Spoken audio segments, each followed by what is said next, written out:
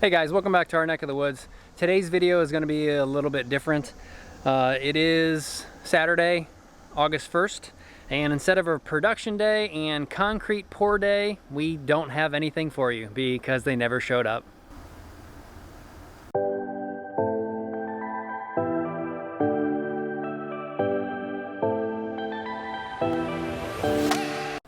Instead of a production day, we're going to go over some things. Mistakes that we've made and that are going to result in more money being spent. Me kind of whining and complaining about the industry that we're kind of in and what we're doing.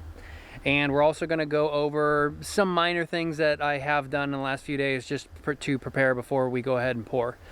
So the number one thing that we can start back from the beginning that we've made some mistakes on. We overdug the basement.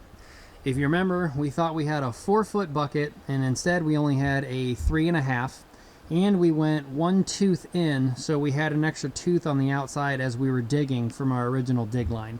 That resulted in getting more room in here to lay the French drain, for me to do the work for waterproofing and all that stuff, but unfortunately that's going to result in more money for stone being put in. And we made kind of the biggest mistake over here. If you notice that the inside garage pad for all this dirt that was not excavated, there's enough room in here, but this dirt originally was out here and we had to excavate in because we were off of our line. So as you can see, you have an absolute massive amount of distance here. So again, mistake number one, going to cost us a lot of money in extra stone to fill all this up, as that dirt should have been more in here. And pretty much for the time of renting the excavator. On to mistake number two. The engineer had the footers at an 8-inch thickness. Now, I said it would be okay to spend a few more dollars in the lumber. Instead of getting 2x8 forms, I went ahead and got 2x10s. And then that also results in spending more money in concrete because you're getting 1.5 inches more.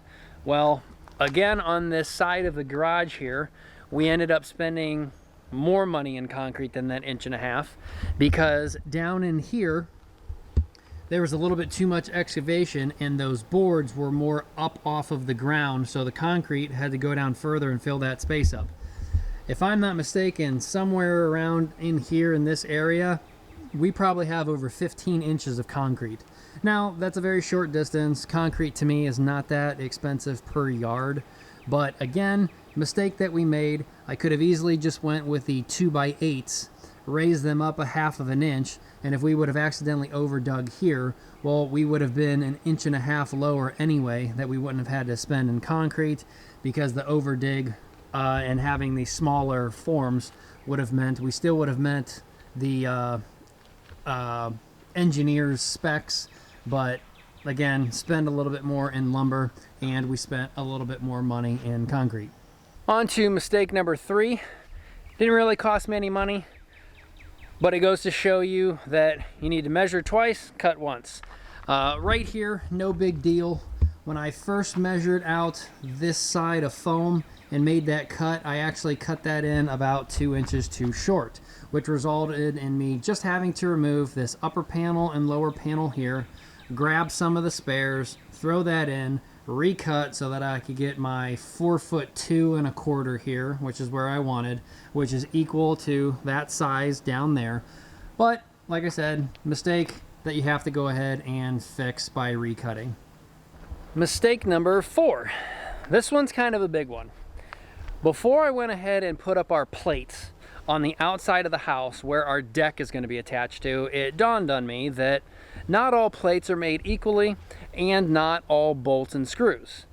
So I went ahead and did a little bit of research, and these Simpson strong tie plates that we have here, that are all the same plates on the inside of the house, it dawned on me to call Simpson up and to figure out if these are even acceptable for outside usage. It turns out that these plates are not.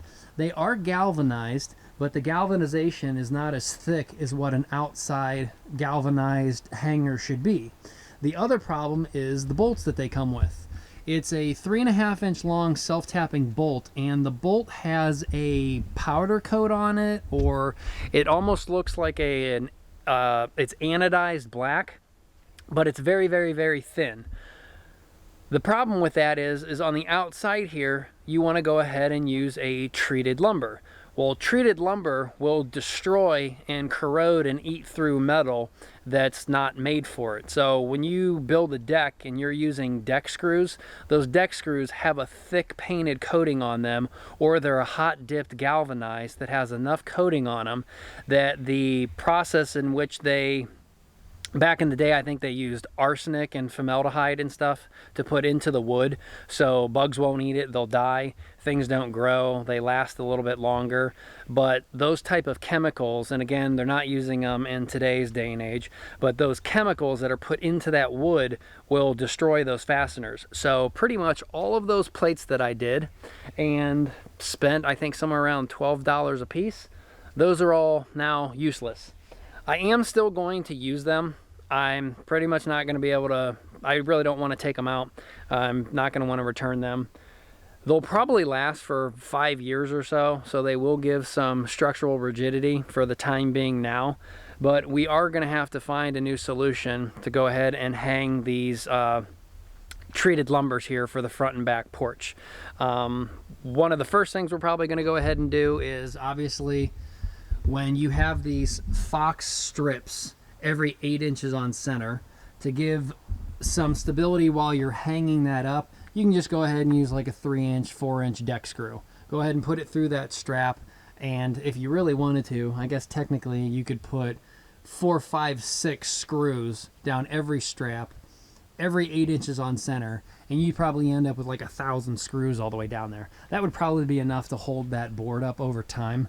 But the real way that we're going to have to do it is, because we have the taper blocks up here and the thin part taper is on the outside, I'm not going to go ahead and remove any foam.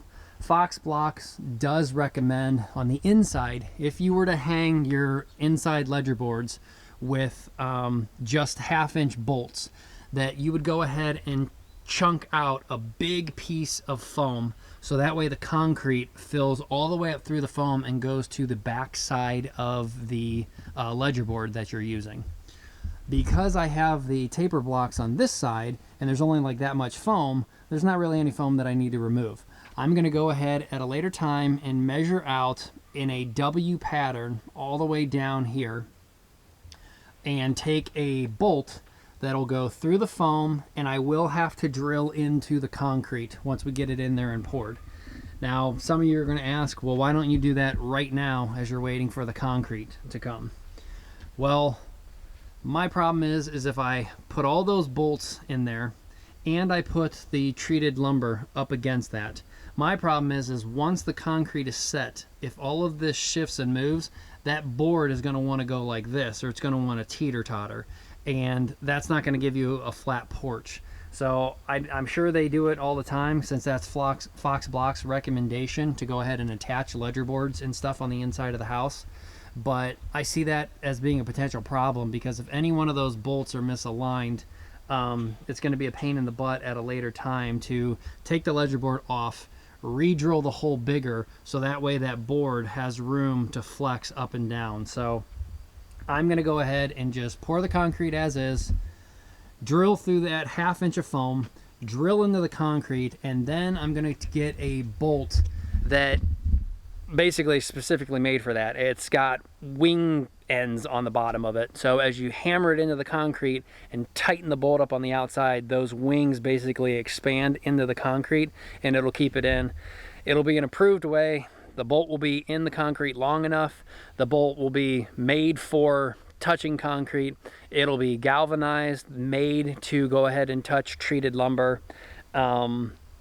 And pretty much I could have a triple redundant system. I can have the Simpson ties here with their self-tapping bolts. I can have screws that are holding it into the foam and all of the 8-inch on center support straps. I can have the self-tapping or the bolts that have the winglets on them that hold that ledger board on. So it'll hold there for the life of it. And like I said, you got 3 different ways to attach it. I'm probably going to use all 3, but at this point in time, big mistake. That is 1, 2, 3, 4, 5, 6, 7, 8, 9. I believe that's 9 plates on this side and I think we got 8 plates on the backside. And at $12 a piece, that's a lot of money spent. That was a mistake. All right, mistake number 5, the actual sump pump. The problem with that is technically speaking, it's not tall enough. The sump pump right now is basically at the level of the footer. Well, the problem is we're 6 inches low. This sump pump is actually still needs 2 inches of foam and 4 inches of concrete on top of it. So we're gonna have a pretty big drop before we can get down to that sump pump where the lid can go on. Probably a simple fix. We're just gonna go ahead and probably buy a 6-inch riser or more to bring that up above to the top of the concrete in the basement, and then we can go ahead and attach that lid. So I gotta call the company and see if they make a riser. I could undig this and pull this out, but with that 6-inch pipe down in there, it's not exactly going to be the easiest thing. There is enough room back here to excavate this stone, so you can take the entire container and pull it back out of that pipe and then lift it up and out. And they do make sump pumps that are I think 30 gallons or more, and that will bring this the height of the sump pump way up. But again, mistake that I'm gonna have to pay a little bit of money for a riser, because honestly, I do not feel like digging that out, pulling that out, and modifying that in any way, shape, or form. So that would be mistake number 5 that we have to go ahead and fix. Mistake number 6. If you remember back from one of the first videos, on these pads, we were supposed to have a 1 foot by 1 foot by 1 foot tall pillar on here that had those number 4 rebars that I bent that were up, over, and back down. These pads here were actually supposed to go lower in the ground. Well, the mistake that we made is when we excavated all this, we excavated in here pretty much flat. When I tried to dig down in here, this clay is so rock hard with stones about the size of softballs that I got digging in this corner here and basically just said, screw it. There's no way I'm gonna be able to dig down deep enough to get this pad low enough to then have a 1 foot riser pier on top of that. So we scratched that idea and pretty much made these piers the recommended size, which was 1 foot by 4 foot by 4 foot. And we're gonna go ahead and make those the top level of the concrete. So as we put the sand in here, as we put the foam in here, and then as we build up the concrete basement floor, that floor is gonna come dead even with the top of this pier. So it's not really a mistake. Engineering wise, this is still fine. We only had that pier on there so that we could get this raised up because we were having the foam, because we were having the sand and stone, and because we had the concrete floor to deal with too. So this isn't costing us any money.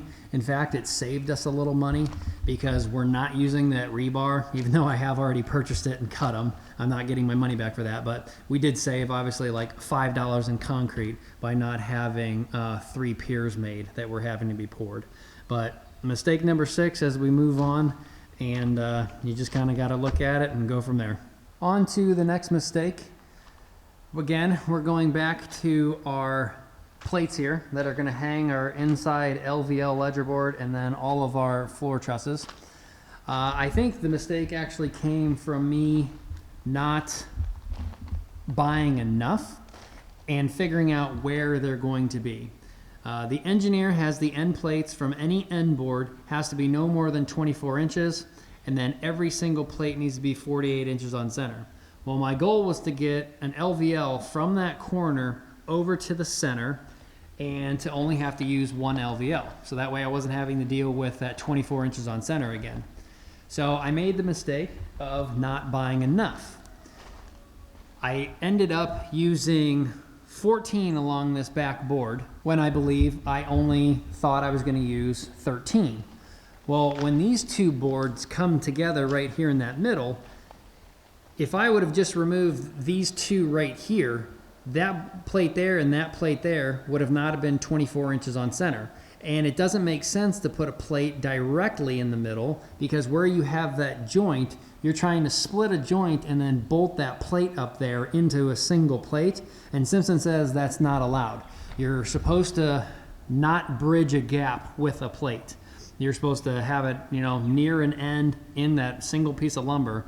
So these plates here are spread out just enough where you can see we're way more closer than 24 inches from an end. So this right here will actually be crazy strong because there's so many plates near an end, because the gap in there is less than 48 inches and the gap in there is less than 48 and less than 24 from an end. So that's not structurally, it's structurally going to be even better, but I did end up putting in one more plate down this front, the back wall here, and down the front wall here. So I actually ran short of plates on the back side where the back porch was going to go.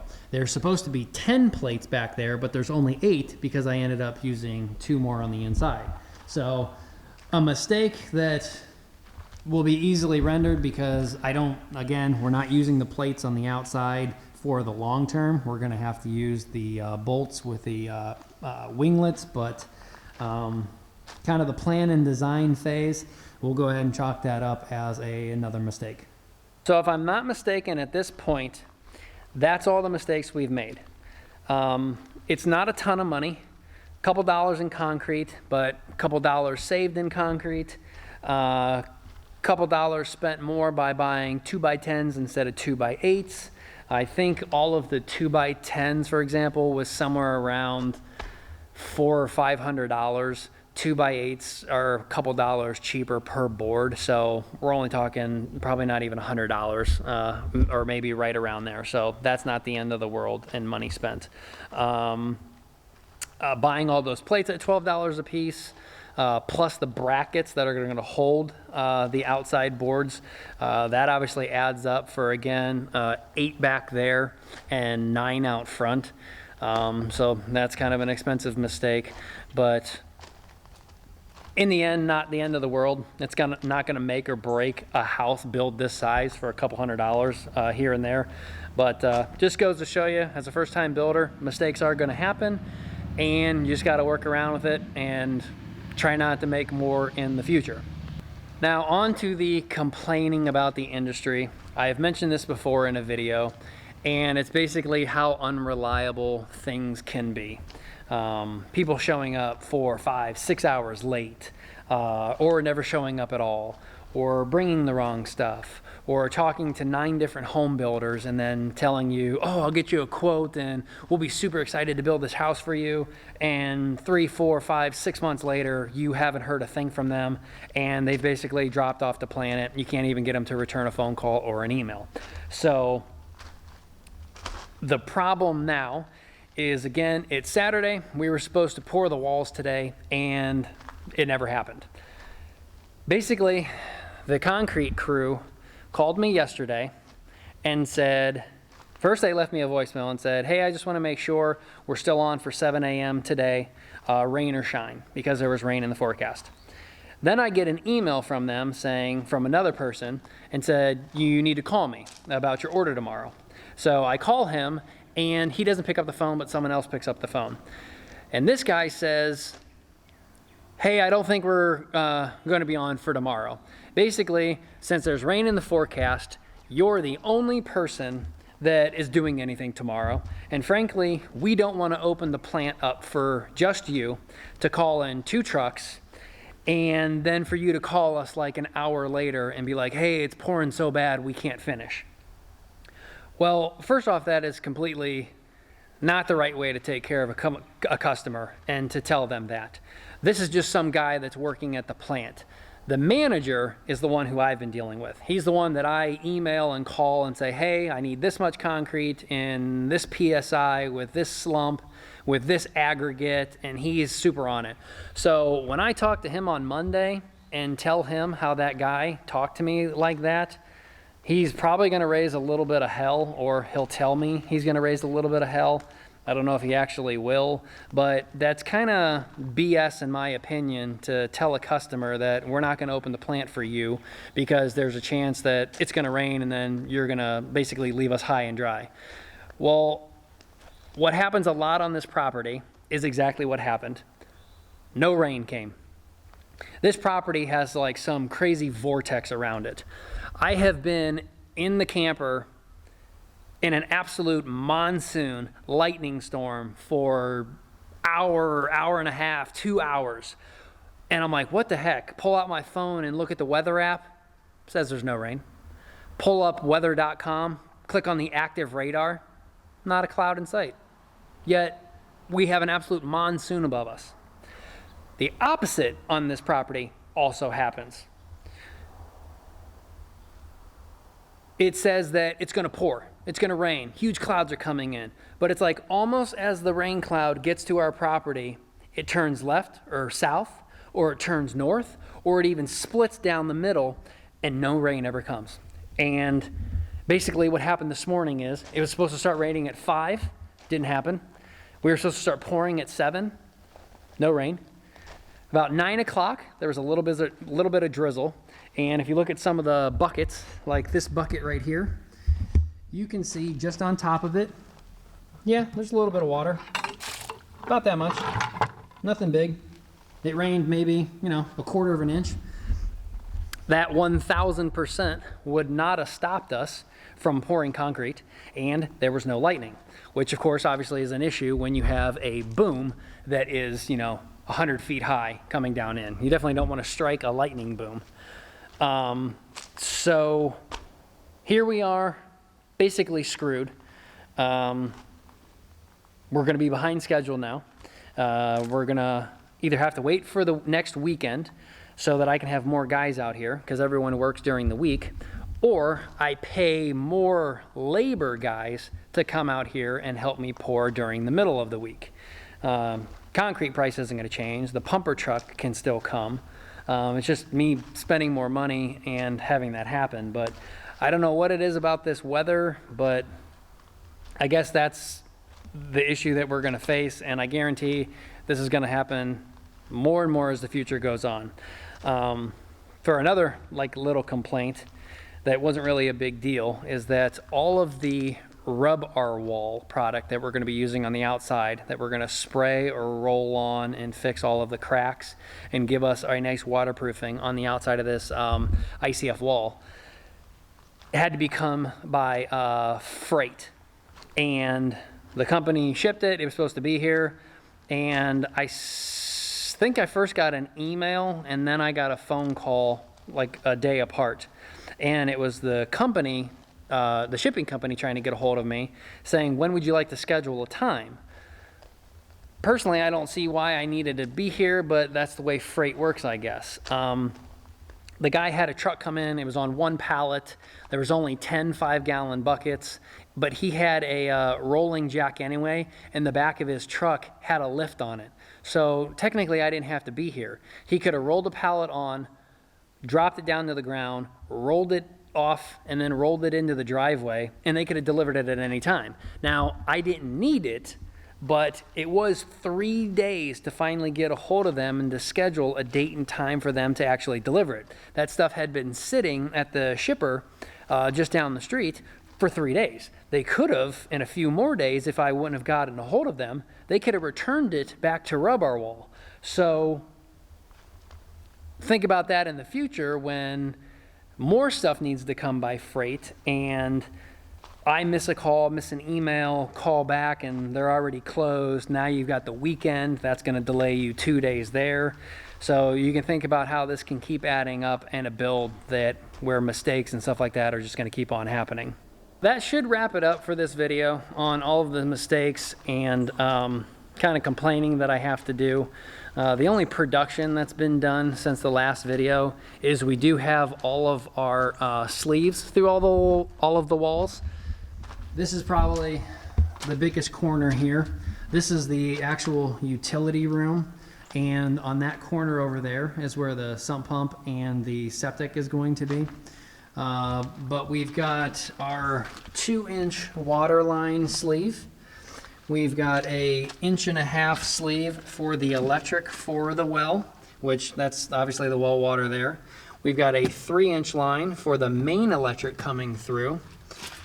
Out in the garage, we've got a gas sleeve going out there for the radiant heat boiler out there. We've got an electric 2-inch going out where there's going to be a panel right about up there on the inside of the garage that will run the garage. I've got 2 water lines here for hot and cold. Coming in from outside of the house, there's the gas that's coming in from the propane. And I believe that takes care of that wall. And then again, back over here, we've got the sump pump exit and we've got the sewage exit that'll be going out towards the septic tank. The only other major construction we've got done is we obviously got all of the window bucks done. They're formed out in 2x12s all the way up and around. We got an extra 2x10 that we had laying over for the inside support, and then 2x10s, or I'm sorry, 2x4s going across. And then just to make this window set properly, I've got these 2x4s all the way up and around here. So they're screwed into the foam blocks, and they're also screwed in with 2 screws at each corner. They kind of pulls it this way, so that way it's nice and flush all the way on the outside. 2 minor things we also got done is we put up all of our string lines.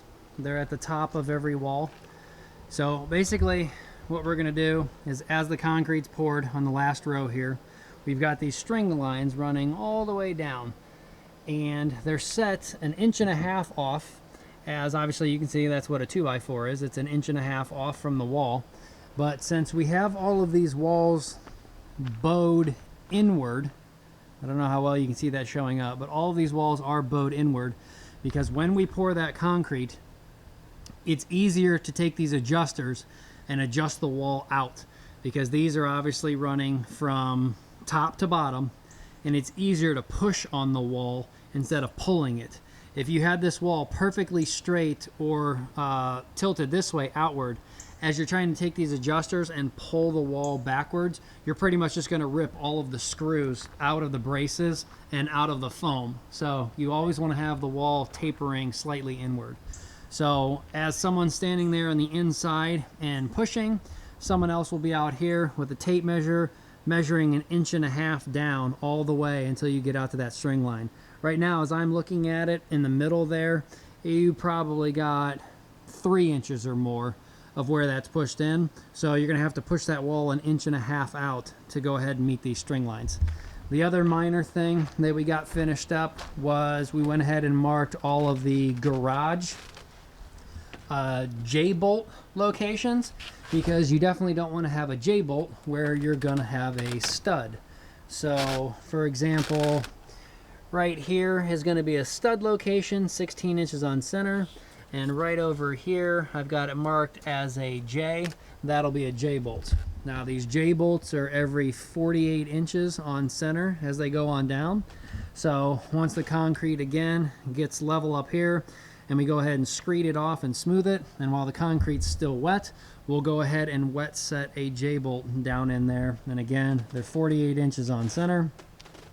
The J-bolts themselves are highly galvanized. They're made for concrete, and they're made to have a treated piece of lumber on here. And they're 10 inches long, with the J itself actually being like, I don't know, 1 inch long or something.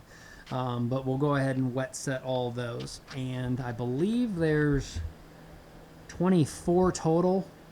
So we've got 3 in this end here. We've got 2 in the pier, 3 down there, and then the rest going 48 inches on center. But again, you always want to think ahead as you're doing stuff, because you don't want to come across where you got a 48 inch on center where you got to put a J-bolt, and oh my gosh, that's where a stud's going to go. Now you got to figure out how to get that J-bolt down lower into the sill plate here, so you're not having to try and put a stud right over top of a bolt head. And I think that should wrap this video up. Because we didn't end up pouring today, obviously we made a few more modifications. There's really only 2 things I did today.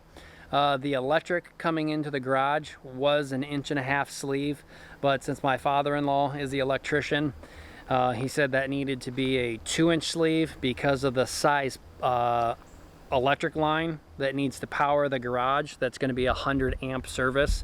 It needs to have more room inside of the sleeve because those wires are pretty big. He did actually give us a quote too, from all the way out there at the street at the pole, running underground coming all the way around the camper, down the side of the house, and entering in the back of the house there in the utility room. He gave us what size wire we need and what size conduit. So we're probably going to go ahead and place the order for that on Monday. I don't know if you know about electricity, but you're only allowed to have a 3% drop. At first we looked at a 250 MCM copper cable, and we need roughly 1,000 feet for 3 lines, and that was, with conduit, that was over $4,000. So we stepped the cable size up, but we went to aluminum, and that dropped the price, I think, $2,100 just to go from the difference of copper versus aluminum. So we'll go ahead and talk about that in another video. But like I said, we got another day that we got a little bit more planned. Now it starts to rain at like 5 or 6 o'clock at night. But that did give us another day to go ahead and replace those sleeves. I did go ahead and up the water line for the well coming in. The well company came out here yesterday and had a talk with me, and they said our line is roughly an inch, inch and a quarter in diameter. And I was like, that's not a lot of room with an 1.5 inch pipe. There's not a lot of mastic or caulking or bentonite or whatever you're going to put in there to seal that hole up. So I stepped it up to 2 inches, so that way you got more room to shove stuff in to waterproof that. So that gave us, like I said, a little bit more time to change that out. But now it looks like we're either going to be waiting until next Saturday or sometime this week to pour. It all depends on the concrete, the pumper, how many guys I can get out here, and the weather also. So hope you guys enjoyed me whining and crying about some things. I hope my mistakes end up helping you out to not make mistakes in your build in your future. Like I said, always try and think 2 to 3 steps ahead so you don't have mistakes, and research your materials. Make sure you know what you're using and where you're going to use it at. And as everyone knows, measure twice, cut once. We'll see you guys on the next video. Like and subscribe, and enjoy the weekend and the beginning of August 2020.